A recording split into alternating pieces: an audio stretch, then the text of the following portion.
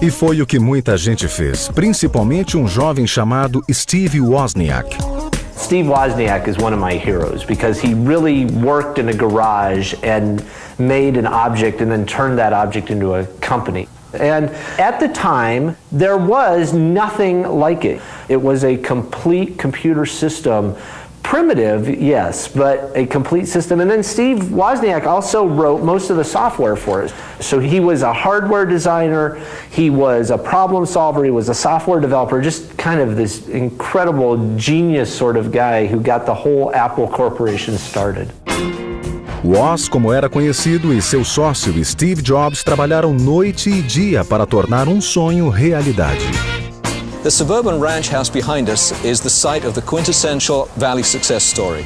This is where Apple Computer was founded in 1976 by Steve Jobs and Steve Wozniak. They started off building Apple I computer boards in Jobs' bedroom, and they moved out to the garage when they received their first production order. O primeiro pedido foi de um varejista que encomendou 50 computadores Apple e levou os dois Steve à glória profissional. I was thinking, how do I build the absolute finest, best computer of the day? And Steve was thinking, how can we somehow build a product that will reach the masses and reach people that want to pay money to get access to a computer and to use it? And it was his idea to start a company, and I was kind of like, well, I don't know how to start a company. I just want to, design neat computers and things like that. So we kind of blended our insights, but we did have a goal that we were going to build a product that was so low cost it would improve a lot of people's lives, both at home and at work. O Apple I evoluiu para o Apple II, que é o mais lembrado por todos. Em seguida veio o Lisa, que é o menos lembrado. Foi a primeira tentativa da Apple com uma interface gráfica, ou GUI em inglês. All the computers before had been command line driven. Let's say you wanted to copy a file from one floppy disk to another floppy disk. You would have to type in commands that specified the name of the floppy disk, which might be something so cryptic as C:, D:, or E:, or F:, and you'd have to type the name of a file, and you couldn't make one typing mistake. O GUI permitiu ao usuário trabalhar com ícones em vez de memorizar códigos de linhas. When you're sitting at your desk thinking, how can I design a better computer? You're staring at your desk, and there's folders, and you got your desktop, and there's garbage can there. I can open and close windows, and things talk to each other. And I can move folders around and throw them in the garbage and rename them. Apesar da aplicação amigável ao usuário, o Lisa nunca deu certo devido ao preço de mercado nada amigável. It took a megabyte of memory to do that kind of computer, and a megabyte of memory back then just cost $5,000 retail. So our computer sold for something like $10,000, and it wouldn't sell very well. But the price that's affordable has been almost the same since our first Apple II was kind of in this $2,000-ish price range. Steve Jobs pediu a engenheiros que criassem um computador GUI a um preço acessível, e eles conseguiram.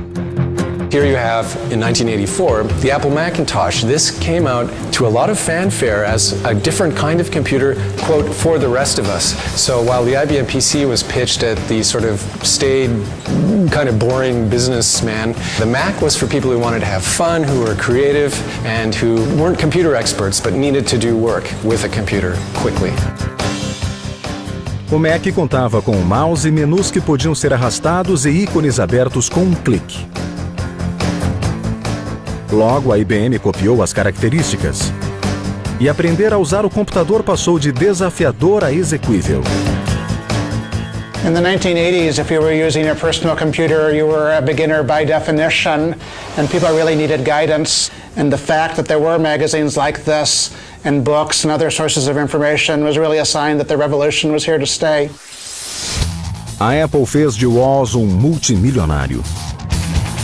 Com o dinheiro, ele criou um dos maiores eventos musicais dos anos 80, o Woz Festival.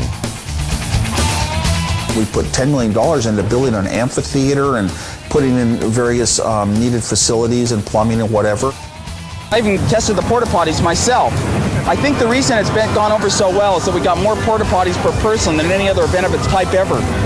And we put on the concert, and it would run for 3 days. We had technology tents. This was in the early 80s, and Apple had kicked off this big thing, and now there were other companies building personal computers, and it was becoming a part of our life.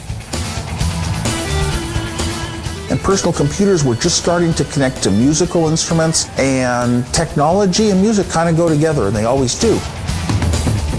So I had a technology fair, and companies basically showed off their products and what they could do, and you walked through and got educated.